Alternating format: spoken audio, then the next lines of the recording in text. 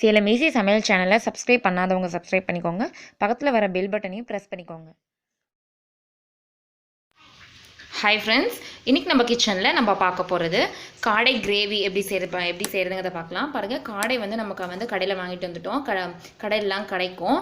நீங்கள் பார்த்து நல்லா தான் வாங்கிக்கோங்க. நல்லா வாஷ் பண்ணி இங்கே எடுத்து வச்சுருக்கோம். காடை இங்கே ரெடியாக இருக்குது. அதுக்கப்புறம் இதுக்கு நம்மளுக்கு என்னென்ன வேணுங்கிறத பார்க்கலாம். இங்கே பாருங்கள், நம்மளுக்கு சின்ன வெங்காயம் தேவை. எண்ணெய் ஊற்றி நல்லா வணக்கி எடுத்துக்கணும். அதே மாதிரி இங்கே செலம் அதிகமாக நம்ம எதுவுமே வைக்க போகிறதில்ல. இங்கே சோம்பு, பட்டை, லவங்கம் இந்த அளவுக்கு நம்மளுக்கு தேவைப்படும்.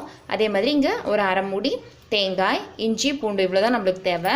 நம்ம இதை எண்ணெய் ஊற்றி சின்ன வெங்காயத்தை நல்லா வணக்கி எடுத்துக்கணும். அதே மாதிரி இங்கே எண்ணெய் ஊற்றாமல் வெறும் வானலில் இந்த செலவை நல்லா வறுத்து எடுத்துக்கணும். எடுத்துட்டு நம்ம இதை ஃபுல்லாக அரைச்ச வேண்டியதான். நைஸாக விழுதாக எடுத்துக்கோங்க. ஃப்ரெண்ட்ஸ் பாருங்கள், நான் சொன்ன பொருள் எல்லாம் நல்லா இந்த மாதிரி வறுத்துட்டு நல்லா அரைச்சி வச்சாச்சு. நல்லா இந்த மாதிரி நைஸாக இருக்கணும். அதுக்கப்புறம் நம்ம என்ன செய்யலாங்கிறத பார்க்கலாம். ஸ்டவ் ஆன் பண்ணிவிட்டு பாத்திரத்தை வச்சுக்கோங்க. தேவைக்கேற்ப நம்ம எண்ணெய் ஊற்றிக்கலாம். எண்ணெய் காஞ்சிச்சான்னு பார்த்துக்கோங்க. காஞ்சதுமே நம்ம கடுகு சேர்த்திக்கலாம். கடுகு, உளுத்தம்பருப்பு, கடலைப்பருப்பு இருக்க மாதிரி சேர்த்தியாச்சு. கடுகு நல்லா பொரிஞ்சு வரட்டும்.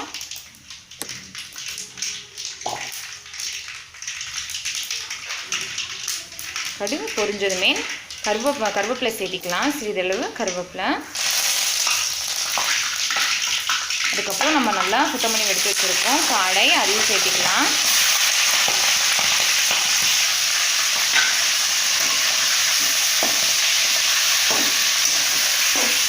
எப்பயுமே ரெகுலராக நம்ம சிக்கன், மட்டனே சாப்பிடாம கொஞ்சம் டிஃப்ரெண்ட்டாக காடை சேர்த்திக்கலாம். உடம்புக்கும் நல்லது, டேஸ்ட்டும் நல்லாயிருக்கும்.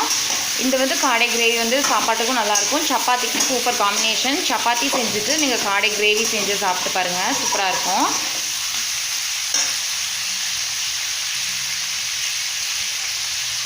இப்போ சிறிதளவு மஞ்சள் தூள் சேர்த்திக்கலாம்.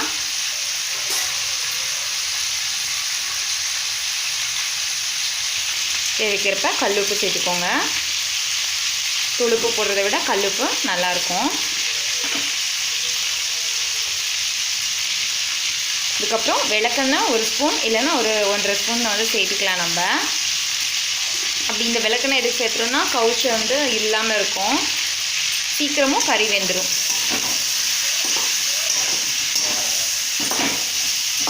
நல்லா இந்த மாதிரி கலந்துக்கோங்க.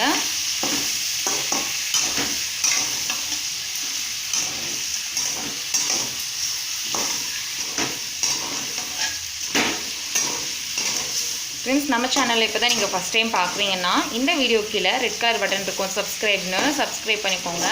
கூடவே பெல் பட்டனையும் ப்ரெஸ் பண்ணிக்கோங்க. அப்போ தான் நான் போடுற ஒவ்வொரு வீடியோவும் உங்களுக்கு நோட்டிஃபிகேஷனாக உங்கள் மொபைலுக்கு வரும்.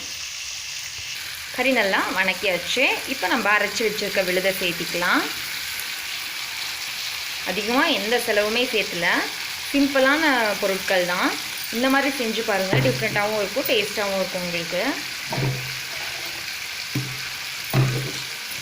நம்ம இந்த அரைச்ச மிக்சிலேயே கொஞ்சம் கலந்து தண்ணி ஊற்றிக்கலாம். அதிகமாக தண்ணி ஊற்றிட வேணாம், ஏன்னா கிரேவிங்கிறதால. ஃப்ரெண்ட்ஸ், டேஸ்ட்டுக்கோசரம் நம்ம கறி மசாலா சேர்த்திக்கலாம். ஒரு 1.5 ஸ்பூன் சேர்த்திக்கலாம். அதுக்கப்புறம் நம்ம தேவைக்கேற்ப மிளகாய் தூள் கொஞ்சம் சேர்த்திக்கலாம்.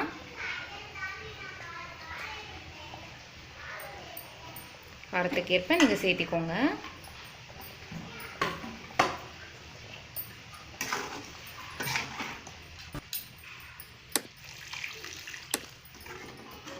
நம்ம தேவையான அளவு தண்ணி ஊற்றி நல்லா வேகட்டும் காடை.